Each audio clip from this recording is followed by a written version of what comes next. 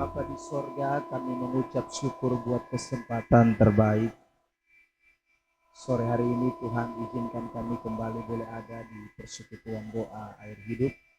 Kami sudah puji-puji, menyembah, memuliakan nama-Mu Tuhan. Bahkan sejumlah beban, pergumulan doa kami sudah nyatakan di hadapan hadirat Tuhan.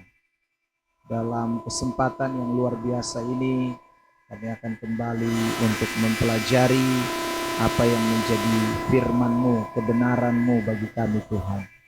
Sebelum kami akan jauh masuk di dalam jam pemberitaan ini, Tuhan tolong kami semua, baik hamba yang berbicara atas nama-Mu Tuhan, pakailah sebagai alat Tuhan untuk menyampaikan apa yang menjadi pesan-pesan Tuhan.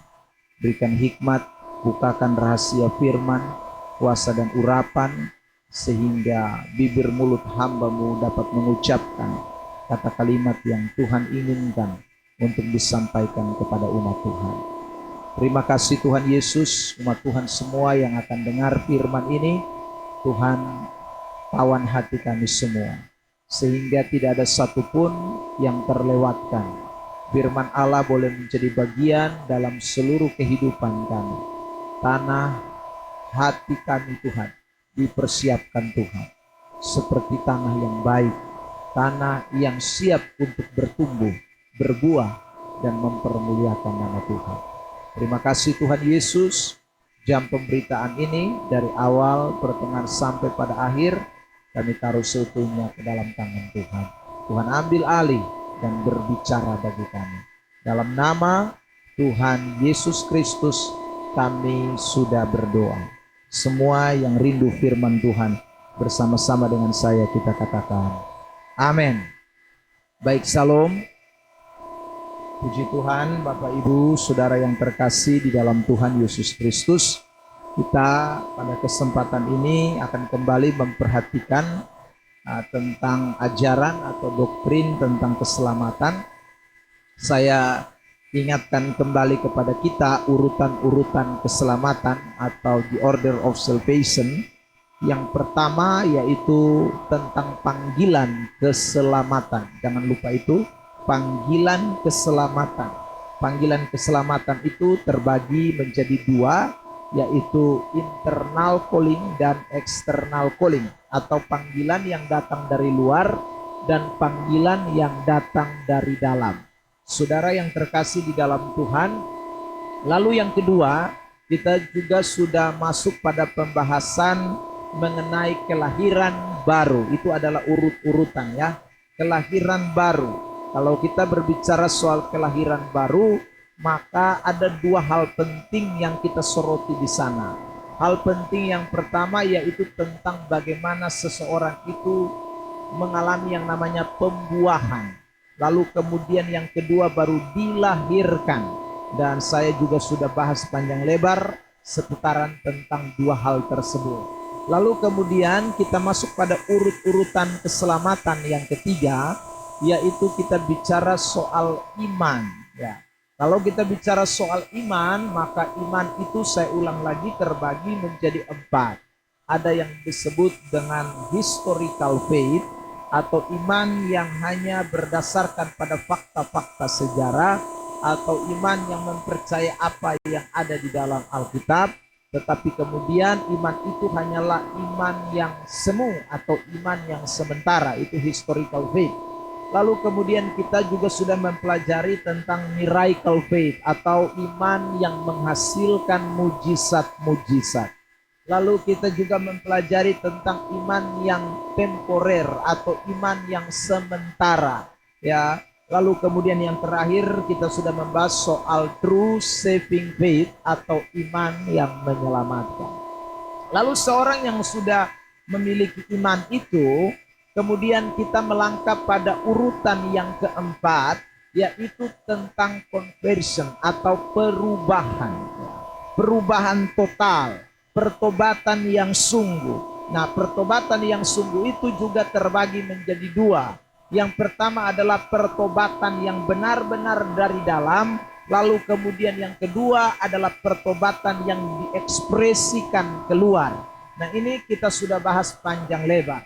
Nah, dua hal itu saudaraku berkaitan erat dengan iman atau percaya kita kepada Kristus. Itu adalah pertobatan yang sejati. Bukan hanya sekedar perubahan atau pertobatan berubah dari jahat menjadi baik, tetapi landasannya, fondasinya tentu adalah karena percaya kepada Kristus. Itu kita sudah bahas dalam bagian yang keempat tentang urut-urutan keselamatan. Lalu yang kemudian yang kelima, urut-urutan keselamatan itu adalah kita masuk pada bagian yang disebut dengan pembenaran atau justification. Pembenaran, saudaraku, itu bicara tentang bagaimana Allah membuat saudara dan saya secara status itu legal. Kenapa kita harus mengalami pembenaran? Karena secara status kita semua manusia di bawah kolong langit ini, suku apa saja, bangsa apa saja, lahir dari keturunan mana saja, agama apa saja, semua kita ini terlahir di dalam yang namanya kesalahan. Itu status kita, itu adalah natur kita. Nah, karena itu saudara, kita semua yang percaya kepada Kristus, yang sudah dipanggil keluar dari kegelapan, yang diberikan kelahiran baru, yang sudah dikasih iman, dibawa kepada pertobatan yang sungguh, pertobatan yang sungguh, saudara yang terkasih, orang itu kemudian ada di dalam posisi pembenaran, dibenarkan oleh Allah. Saya ingatkan lagi, kita dibenarkan bukan karena melakukan hukum Taurat. Kita dibenarkan bukan karena perbuatan baik kita. Tapi pembenaran itu semata-mata hanya karena penebusan di dalam Kristus Yesus. Dia kemudian membenarkan saudara dan saya. Lalu kemudian setelah kita dibenarkan, saudara yang terkasih dalam Tuhan, dia mengangkat kita menjadi anak. Ya, ini pembahasan kita pada minggu yang lalu. Dia mengadopsi kita atau mengangkat kita menjadi anak. Saudara yang terkasih, kalau tadi justification itu bicara soal legalitas status kita di hadapan Tuhan, maka kalau kita bicara soal pengangkatan sebagai anak, ini bicara soal legalitas tentang hubungan. Atau saudaraku, bagaimana saudara dan saya dengan Tuhan. Nah, karena itu saudara yang terkasih, Tuhan mengangkat kita, status kita, relasi kita dengan Tuhan itu sebagai anak-anak Allah, sebagai anak-anak yang berseru ya Aba, ya Bapa. Dan itu saya sudah bahas juga pada minggu yang lalu. Setelah saudara dan saya kita diangkat menjadi anak, hari ini kita akan memperhatikan yang berikutnya, saudaraku, yaitu tentang bagaimana kita ini ada di dalam pengudusan atau sanctification, ya, hidup di dalam pengudusan. Nah, ini akan menjadi sorotan pada kesempatan diberkati sore hari ini. Saya berharap saudara tetap memberikan pikiran saudara, konsentrasi saudara untuk benar-benar dapat menerima apa yang Tuhan mau sampaikan kepada kita tentang urutan yang berikut ini.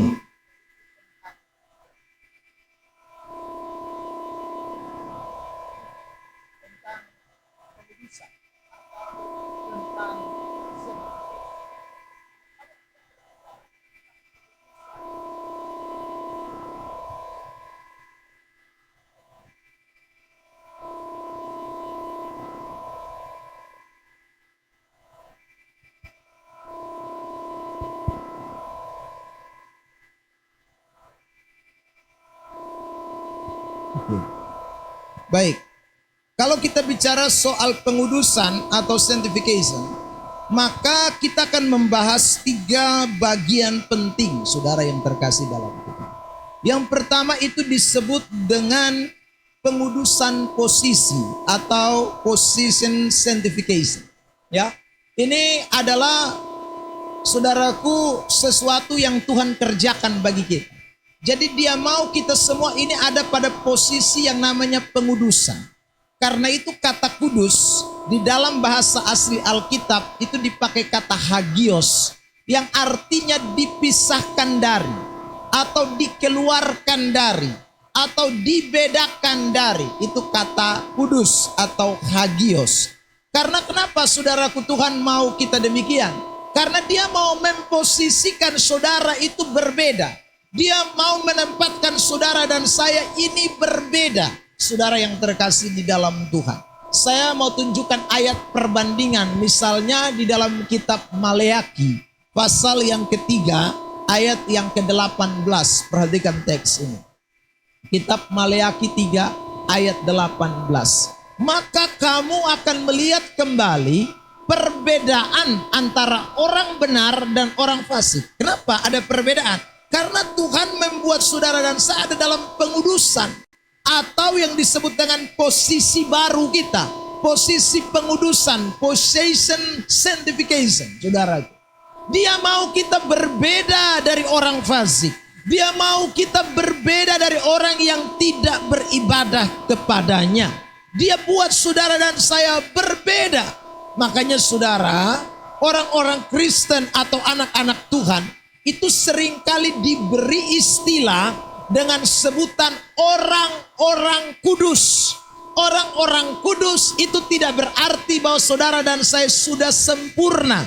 Itu tidak berarti bahwa kita ini sudah tidak ada dosa sama sekali.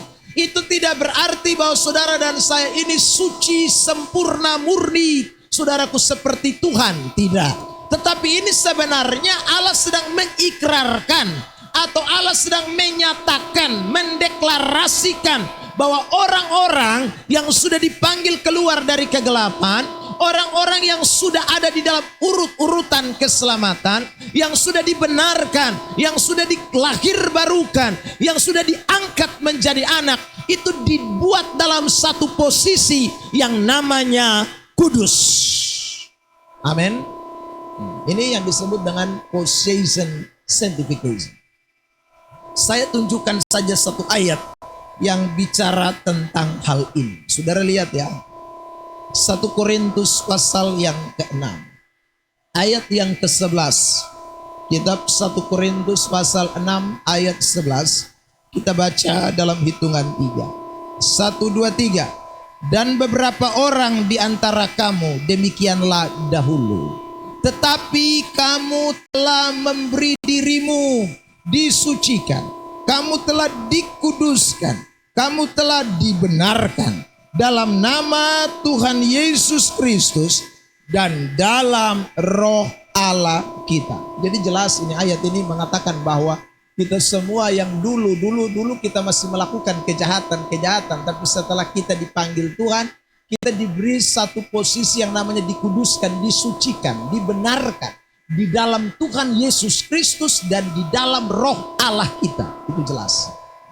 Jadi ini menyangkut posisi kita. Saudara yang terkasih di dalam Tuhan Yesus Kristus, setelah ada yang namanya possession sanctification, yang kedua kita mengenal aspek dalam pengudusan yang kedua, itu adalah progress sanctification, atau pengudusan yang bergerak terus menerus. Progress, tidak berhenti, saudaraku. Dikuduskan hari ini, besok kudus, lusa kudus, tiap hari terus hidup di dalam kekudusan. Itu namanya progress sanctification. Nah saudara yang terkasih, orang-orang yang sudah ada dalam posisi pengudusan, yang sadar benar saya ini sudah dikuduskan, yang sadar benar bahwa oleh karena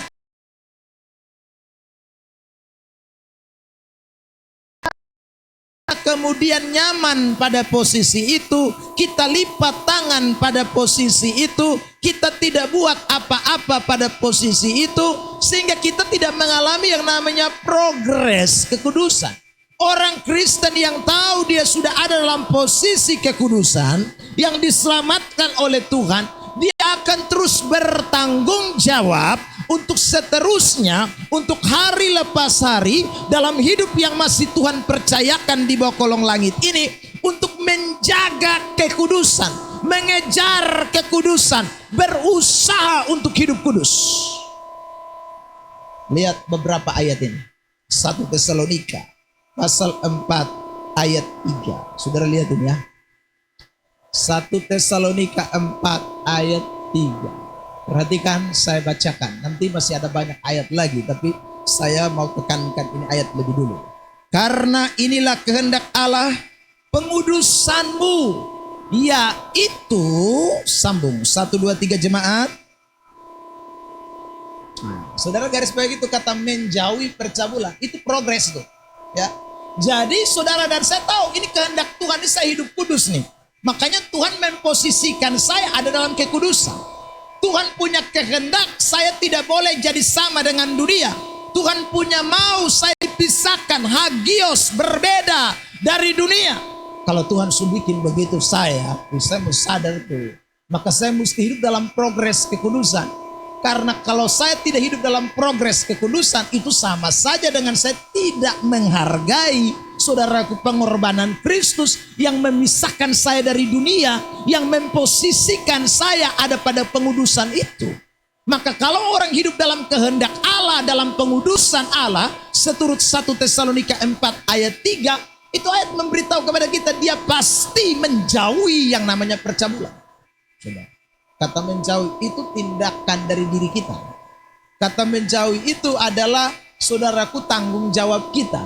Kata menjauhi itu adalah usaha kita. Bagaimana saya mesti menghindar, saya mesti terus jaga hidup saya supaya saya tidak boleh terjebak lagi di dalam percabulan. Karena kalau saya hidup dalam percabulan pasti jadi najis, pasti jadi tidak berkenan, saudara yang terkasih di dalam Tuhan. Nah, kalau orang hidup dalam kenajisan, apa yang dikatakan? Mari kita lihat ayat 6 dari Tesalonika pasal 4. Dan supaya hal-hal ini orang jangan memperlakukan saudaranya dengan tidak baik. Karena memperdayakannya, karena Tuhan adalah pembalas dari semuanya ini. Seperti yang telah kami katakan dan tegaskan dahulu kepadamu. Ayat 7. 1, 2, 3. Allah memanggil kita bukan untuk melakukan apa yang cemar, melainkan apa yang kudus. Garis bawah kata melakukan. Di sini saudaraku terlihat jelas eksplisit ini bahwa ini tindakan kita ini. Jadi Allah panggil kita ada dalam posisi kekudusan. Allah panggil kita untuk masuk dalam perbedaan, ya. Dia memposisikan saudara ada pada pengudusan. Setelah itu dia bilang, lakukanlah apa yang kudus, bukan yang cemar. Sebab ayat 8 memberi penegasan. 1, 2, 3.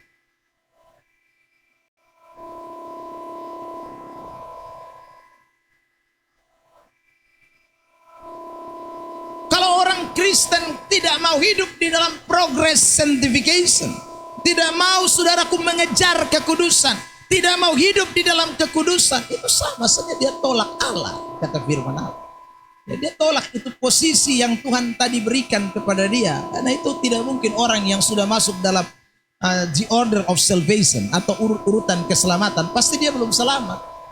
Ya. Sebab orang kalau sudah ada di order pada urut-urutan the order of salvation atau urut-urutan keselamatan itu, dia tahu ini Tuhan yang posisikan saya ada pada pengudusan, Tuhan yang bedakan saya, Tuhan yang panggil saya. Bagaimana mungkin saya masih kembali lagi ya main lompor, orang Kupang bilang ya. Saudara, bagaimana kembali kepada kubangan, kembali kepada hidup lama yang sebenarnya saudaraku sesuatu yang najis, sesuatu yang kotor, sesuatu yang cemar, seperti yang tadi kita baca di ayat yang ke-7 tadi. Nah, saudara yang terkasih, saya ulang lagi, makanya di dalam pengudusan, urut-urutan keselamatan, kita bukan hanya ada pada posisi, tapi kita pasti masuk pada progress sanctification. Sebab waktu orang sampai kepada progress sanctification, yang ketiga, dia akan masuk yang terakhir pada kesempurnaan. Ya, saudara. Ya, perfect sanctification, kesempurnaan kekudusan. Sebab itu cita-cita kita. Itulah kemauan Tuhan. Itulah kehendak Allah. Coba lihat Matius pasal 5 48. Matius 5 ayat 48. Ya, dibacakan. 1, 2, 3.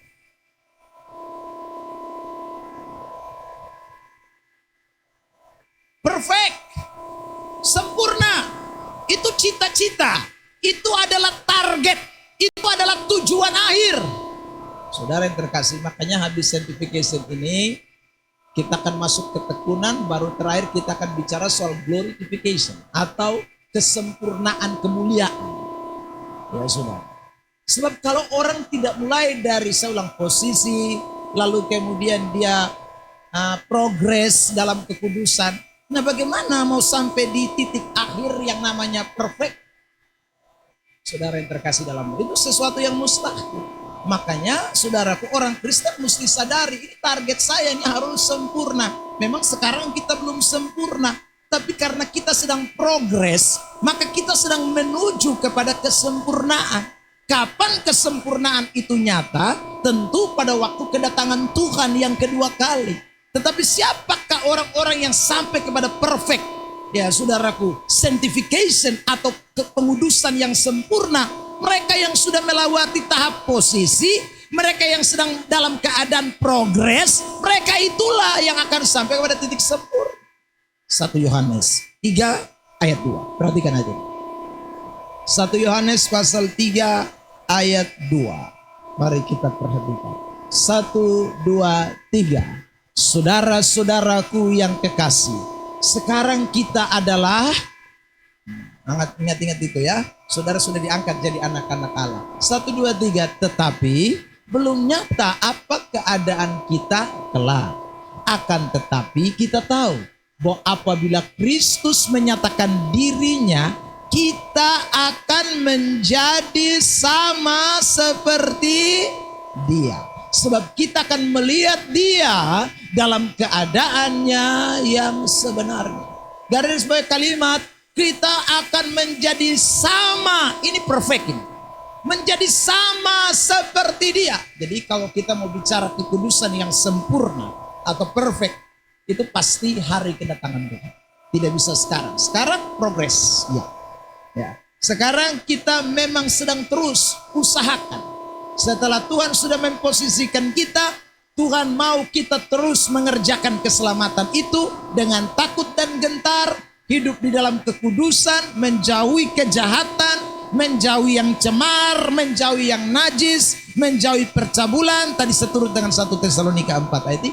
Nah, itulah orang-orang yang akan sampai bertemu dengan Kristus pada hari kedatangan yang kedua kali nanti. Dan mereka semua akan menjadi sama seperti Dia, melihat Dia dalam keadaan yang sebenar-benarnya. Ada amin? Bilang samping kiri kanan, beta yakin beta termasuk di situ. Amin, saudara. Ya.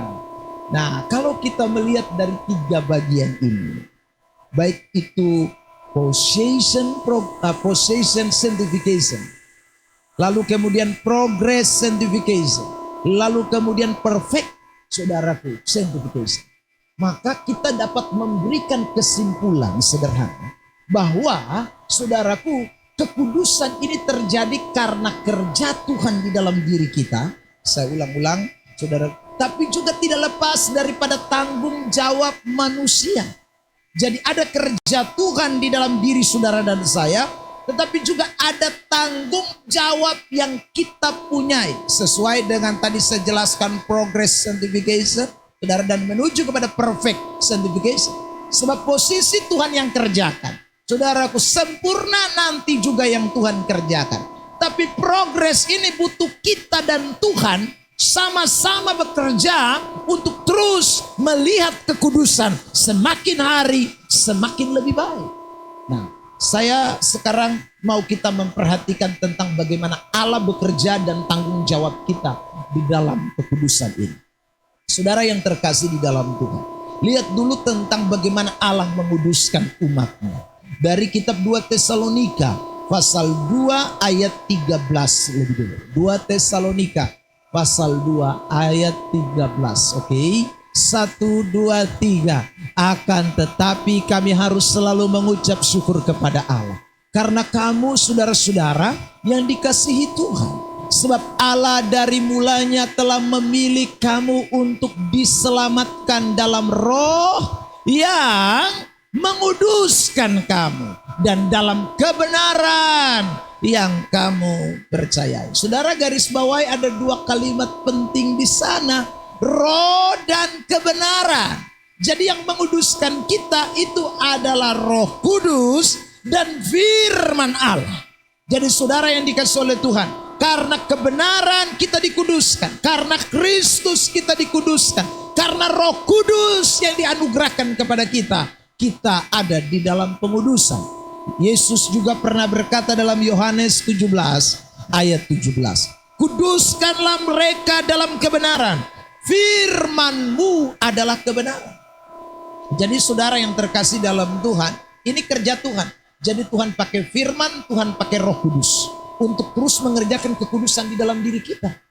Setiap hari, setiap saat, waktu saudara dengar firman, waktu saudara berdoa, saudara yang terkasih dalam Tuhan, Roh Allah yang ada di dalam diri saudara dan firman yang didengarkan yang ada dalam diri saudara yang saudara terima dengan iman, itu mengerjakan sanctification. Terus membawa saudara dalam posisi pengudusan. Semakin terus mengingatkan saudara dan saya bahwa saya beda dengan dunia. Saya tidak sama dengan dunia. Saya mesti tahu saya bukan orang dunia. Saya ini kelompok kerajaan Allah. Orang-orang yang sudah ada di dalam sanctification. Saudara yang terkasih dalam Tuhan. Nah itu karena ada pekerjaan firman dan Roh Kudus. So kalau tidak ada firman dan Roh Kudus, siapa mau kasih ingat botong ini orang yang sudah dibenarkan dan dikuduskan, diangkat jadi anak, kan tidak mungkin. Tapi firman Allah dan Roh Kudus itu punya peranan di situ, punya fungsi di situ. Saudara yang terkasih di dalam itu, sehingga orang akan hidup di dalam kekudusan. Nah, tetapi waktu orang yang dengar firman, waktu orang yang tahu Roh Kudus itu bekerja di dalam dirinya, bekerja untuk menyatakan kekudusan di dalam dirinya, harus tentunya punya tanggung jawab untuk meresponi. Karena kita ini semua diberi yang namanya free will atau kehendak bebas. Ya. Saudara yang terkasih dalam Tuhan, orang-orang yang hidup dalam pengudusan, dia bertanggung jawab. Dia menggunakan free will, kebebasan yang ada pada dirinya untuk memilih, untuk mengambil suatu keputusan yang tepat sesuai dengan kemauan Roh Kudus dan firman Allah di dalam dirinya. Saudara yang terkasih dalam Tuhan, ya beda kalau orang yang tidak ada dalam urut-urutan keselamatan, ya pasti dia akan pilih sesuai dengan dia mau yang enak. Tapi botong sondo, botong memang tahu bahwa botong punya kehendak bebas. Botong memang tahu bahwa botong dikasih yang namanya sekali lagi kebebasan untuk memutuskan sesuatu. Tapi kita tidak akan memutuskan semau-mau kita. Kita punya tanggung jawab untuk mengambil keputusan, respon apa yang firman dan Roh Kudus kerjakan di dalam diri kita, tapi tentu sejalan dengan kemauan Tuhan. Nah, karena itu saudara, ada ayat-ayat yang mau ingatkan kepada kita semua hari ini, ya, bagaimana kita mau menjaga kekudusan Tuhan itu tetap ada di dalam diri kita. Ya, posisi yang dikerjakan oleh Roh Kudus dan firman Allah, oleh Yesus Kristus, pengorbanannya, ya karyanya yang besar itu, saudara yang terkasih dalam Tuhan, itu menjadi bagian yang progres, yang terus ada dalam hidup saudara dan saya. Kita lihat beberapa ayat ini, saudara yang terkasih dalam Tuhan. Efesus pasal 4 mulai ayat 22, ini hal pertama yang saya ingin bagikan. 22 sampai dengan 24, kita akan baca, saya baca 22, lalu 23, Bapak Ibu Saudara, dan 24 kita sama-sama. Yaitu bahwa kamu berhubung dengan kehidupan kamu yang dahulu, harus menanggalkan manusia lama yang menemui kebinasaannya oleh nafsunya yang menyesatkan. 23. 24 sama-sama. 1, 2, 3. Dan mengenakan manusia baru yang telah diciptakan menurut kehendak Allah di dalam kebenaran dan kekudusan yang sesungguhnya. Saudara yang terkasih, mengenakan manusia baru yang diciptakan, dikatakan menurut kehendak Allah dan dalam kebenaran dan dalam kekudusan. Jadi ini saudara, kalau ayat ini kita baca ini, masuklah itu urut-urutan keselamatan itu. Ada di sana yang namanya panggilan, ada di sana yang namanya saudaraku pembenaran, ya saudara, ada yang di sana namanya diciptakan atau kelahiran baru. Ini masuk semua di dalam, termasuk kekudusan ada di dalamnya. Jadi saudara yang terkasih dalam Tuhan. Nah, siapakah orang yang hidup dalam kekudusan? Karena saya hanya sedang berbicara soal sanctification atau kekudusan. Mereka yang mau menanggalkan. Dikatakan ayat 22. Perhatikan. Menanggalkan manusia lama. Kata menanggalkan dalam teks ini, saudara yang terkasih di dalam Tuhan, itu dipakai kata apotitemi, ya dalam bahasa Yunani. Kata apotitemi itu sama dengan menanggalkan pakaian. Nah, saudara, menanggalkan pakaian itu bisa dua hal kita lihat. Yang pertama, ada orang yang menanggalkan atau menanggalkan sendiri. Tetapi menarik, kata apotitemi ini dipakai dan ditulis dalam bentuk infinitive aorist middle. Yang artinya saudara, ini bukan tindakan yang terjadi dari luar, tapi tindakan yang terjadi dalam diri orang itu sendiri.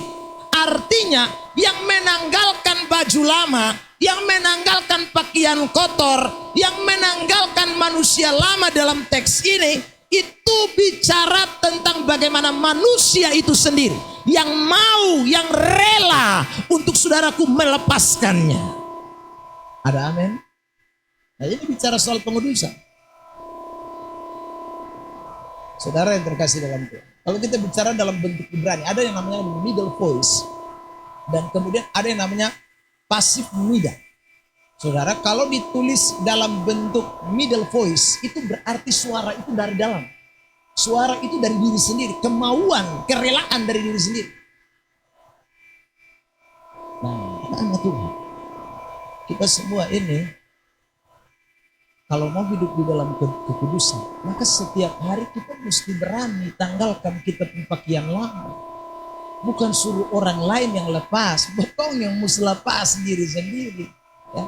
Tuhan sudah mengerjakan bagiannya bagi saudara dan saya. Sekarang bagian kita bagaimana? Mana mungkin saudara dan saya disebut orang-orang yang ada dalam urut-urutan keselamatan. Tadi saya katakan sudah diposisikan ada dalam keselamatan. Tidak mau progres di dalam tidak mau progres dalam kekudusan itu. Saudara dan saya maunya nyaman-nyaman saja hidup dalam dosa, yang penting sudah Kristen, itu tidak bisa.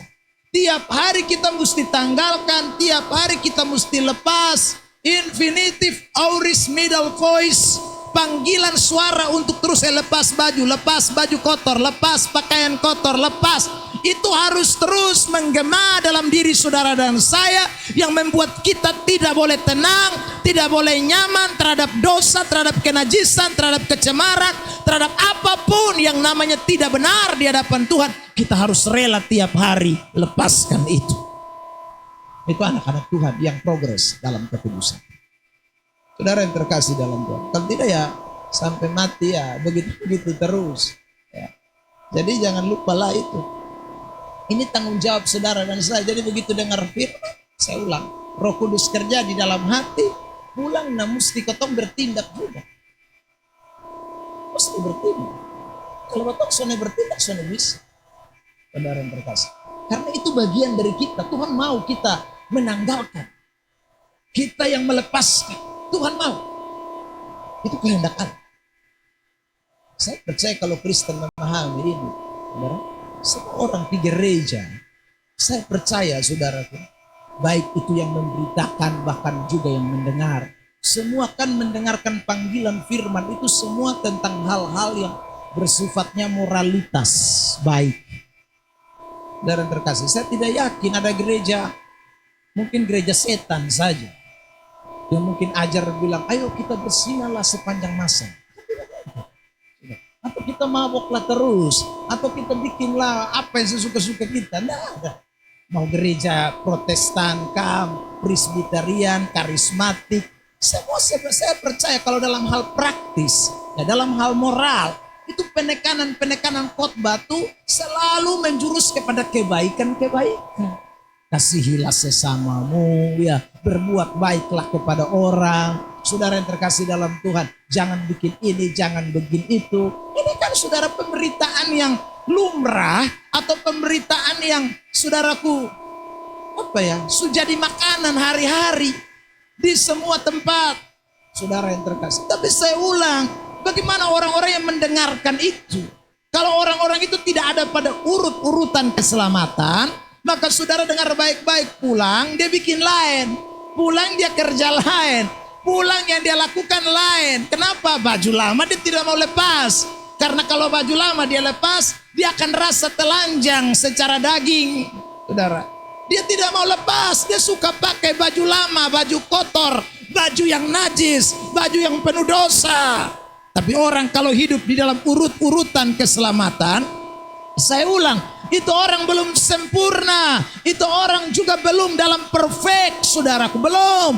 Saya ulang lagi ini kalimat, ya. Tapi itu orang respon terhadap kebenaran dan dia mau hari lepas hari menanggalkan jubah ketidakbenaran, pakaian kotor, pakaian kenajisan, dia akan tinggalkan. Itu pasti. Ada amin? Saya berharap itu kita boleh lakukan dalam hidup kita hari lepas hari, saudara. Maka tadi dalam doa, saudara yang tadi mencermati doa dari ibu polisi, kasus-kasus yang lagi marak di NTT, apa? Percabulan, dan saudara berzina, itu tidak akan terjadi lagi kalau orang semua sadar ini, di gereja dan tahu ini.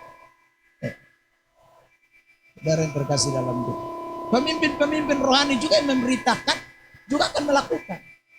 Saudara yang terkasih, kenapa ya? Karena memang betul-betul tahu itu bagian saya. Kalau orang tidak respon itu ya sus. Saudara yang terkasih dalam Tuhan, saya percaya itu memang kasus yang lagi marak. Kenapa? Saya juga hari-hari ini didatangi oleh orang-orang yang kasusnya model-model begitu, saudara. Rumah tangga hancur, suami lari ke setinggal, ikut perempuan lain. Itu saja. Karena saya lagi, Kristennya itu Kristen yang tidak ada dalam urut-urutan keselamatan, yang belum betul-betul menerima Kristus sebagai Tuhan dan Juru Selamat. Itu dosa akan mendapat tempat di sana. Dosa akan mengambil posisi di sana, saudara. Tapi kalau kita sadar bahwa saya dan saudara ini, saya ulang ya, dari awal itu saya selalu omong ini kalimat-kalimat itu maksudnya supaya kita ingat. Maka dalam posisi semacam ini kita pasti harus progres. Pasti. Tiap hari akan mulai tanggalkan satu persatu baju lama. Tanggalkan terus sampai puncaknya Yesus datang kembali yang kedua kali. Itu adalah tugas kita.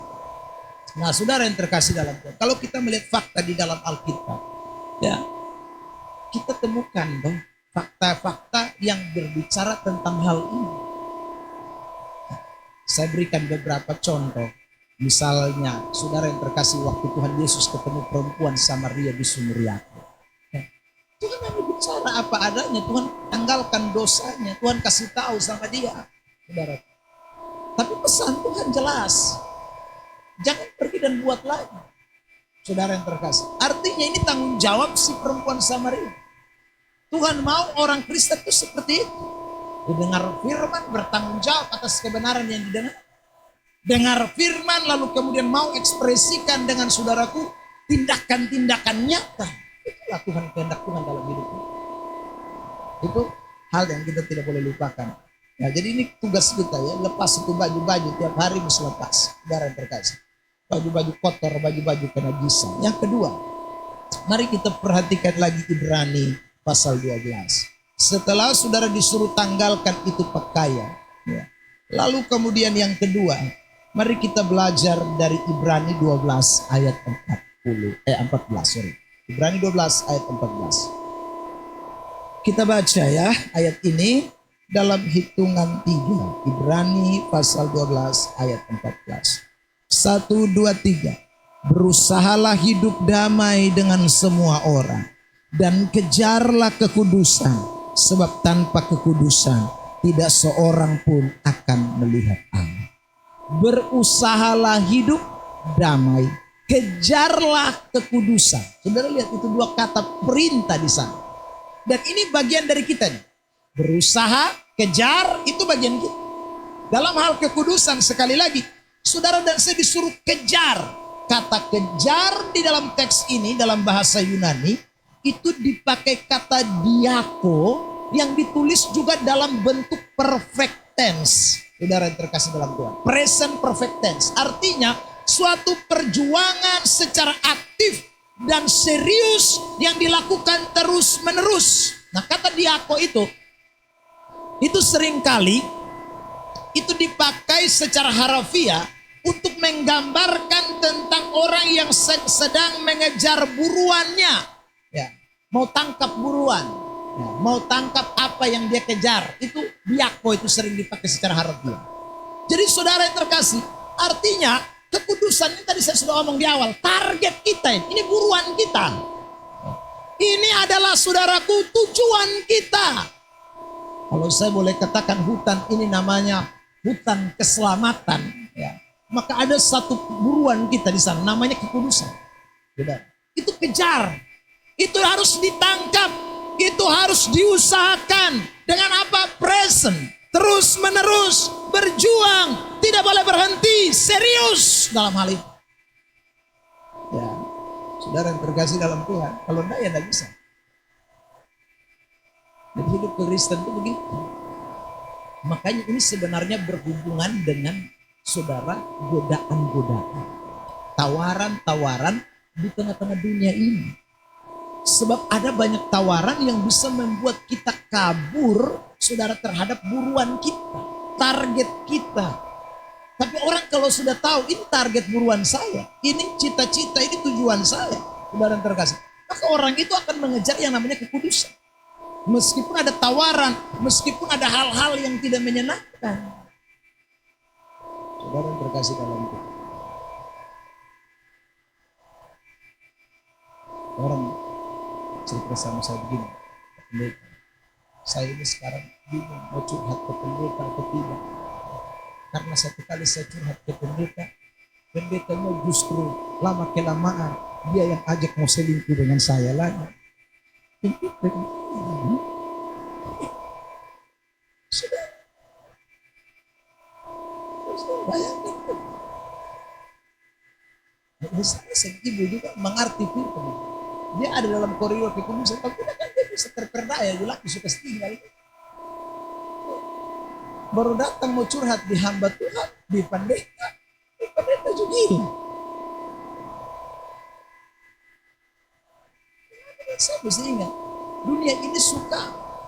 Saya ulang lagi ya. Membuat target orang itu berubah dengan tawaran-tawaran. Jadi orang kalau soalnya ada punya target. Mau pendeta sekalipun lu akan jatuh. Karena lu soalnya punya cita-cita dalam hidup ini. Tujuan apa yang lu capai dalam hidup ini. Lu soalnya ada di situ. Kalau lu pun tujuan kudus. Hidup kudus. Progres kudus. Sampai kepada perfect. Kudus. Sempurna kekudusan itu. Maka Anda tidak main-main ini.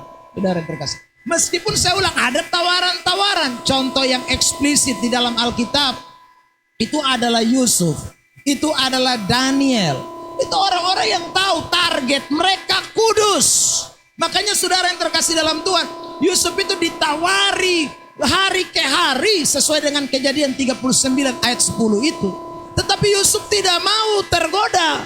Kenapa saudaraku? Bukan dia tidak ada rasa. Bukan dia saudaraku laki-laki bencong. Bukan. Tapi dia tahu targetnya adalah hidup kudus. Amin. Saudara Daniel, bukan arti tidak ada tawaran. Makanan yang diberikan kepada mereka Daniel pasal 1 itu memberitahu kepada kita itu santapan raja. Itu makanan yang biasa dimakan oleh raja. Sudah itu berarti enak, 4 sehat 5 sempurna itu beta bilang. Tetapi saudara yang terkasih, demi kekudusan maka Daniel menolak untuk makan makanan yang adalah santapan raja. Ada amin? Loh itu karena target. Saudara, kalau sonde orang pun bilang balalas. Boleh makanan. Ya saudara. Nah kecuali beda ya. Beda orang itu memang sedang hidup dalam kelimpahan. Baru saudaraku ditawarkan makanan yang enak. Ya dia pasti masih bisa pilih-pilih. Kenapa? Karena dia sudah biasa makan enak. Nah ini saudara mesti dengar. Bahwa ini kan dalam tanah pembuangan. Orang semua ada susah berat. Ini pembuangan ini. Baru tiba-tiba raja kasih tawar, lu mau makan makanan raja? Oh, air liur maleli. Sudah terkasih dalam Tuhan. Tapi tidak. bagi seorang Daniel, Sadrak, Mesak, dan Abednego, kekudusan lebih penting di atas segala-galanya. Beri dulu tepuk tangan terbaik buat Tuhan Yesus. Nah, ini harus menjadi target kita semua yang ikut Tuhan, anak-anak Tuhan ya. Jadi kalau kita sadar bahwa saya dan saudara ini ada pada orang-orang yang sudah diselamatkan, saya ulang, maka tidak ada orang yang sudah diselamatkan tidak kejar kekudusan. Ya, saya ulang, ini berkaitan dengan tawaran tiap hari, godaan tiap hari. Tetapi anak-anak Tuhan yang hidup sekali lagi dalam koridor yang namanya the order of salvation, urut-urutan keselamatan. Yang yakin keselamatan tidak bisa hilang, yang yakin bahwa keselamatan itu adalah predestinasi atau sesuatu yang Allah sudah tetapkan dan tentukan di dalam hidupnya, maka orang itu sekali lagi akan kejar kekudusan dengan sungguh-sungguh. Itu ciri utama dari orang-orang yang hidup dalam keselamatan. Amin. Nah, ini kita tidak boleh lupa. Saudara yang terkasih dalam Tuhan. Jadi itu ingatlah baik-baik. Sehingga hari lepas hari, saudara dan saya mesti hidup terus di dalam kekudusan. Ingat. Apa yang Alkitab katakan soal tanggung jawab kita. Saya ulang, satu, tanggalkan. Dua, kejar. Yang ketiga, saudara yang terkasih dalam Tuhan. Mari kita lihat teks Mazmur 119. Ayat yang ke-9. Lalu kemudian Yakobus pasal 1 ayat 23 dan 24. Saudara yang terkasih dalam Tuhan. Ya, kita baca ya Mazmur 119 ayat 9 lebih dulu. Dalam hitungan 3. 1, 2, 3. Dengan apakah seorang muda mempertahankan kelakuannya bersih? Dengan menjaganya sesuai dengan firman-Mu. Saudara, ini tanggung jawab kita. Garis bawahi kata sesuai. Ya saudara, lihat dulu Yakobus 1 ayat 23 dan 24. Yakobus 1, 23 dan 24. Kita baca juga 1, 2, 3. Sebab jika seorang hanya mendengar firman saja dan tidak melakukannya, ia adalah seumpama seorang yang sedang mengamat-amati mukanya yang sebenarnya di depan cermin. Lalu ayat 24, baru saja ia memandang dirinya, ia sudah pergi atau ia segera lupa bagaimana rupanya. Kata melakukan di dalam teks ini itu sama dengan kata menjaganya sesuai dengan firman. Jadi saudara, orang yang melakukan firman itu ibaratnya seperti orang yang lihat di depan cermin lalu menyesuaikan ya apa yang ada di cermin dengan apa yang ada pada dirinya. Saudara yang terkasih di dalam Tuhan, dan tidak ada orang yang waktu lihat cermin dia seperti orang-orang yang lagi memperdebatkan ijazah palsu Jokowi. Ya saudara, sudah ditunjukkan begini, dia tidak bisa itu palsu itu ya saudara. Nah, itu gila. Uji forensik segala macam, UGM ngomong juga bilang palsu tetap, pokoknya dia mati-mati palsu. Ya sudah, itu biar sampai Tuhan Yesus datang juga dia tetap bilang palsu. Nah, ada banyak orang Kristen itu model kayak begitu. Lihat di depan cermin, firman suka setunjuk, lu salah. Tapi dia tidak mau. Dia justru kesalah cermin.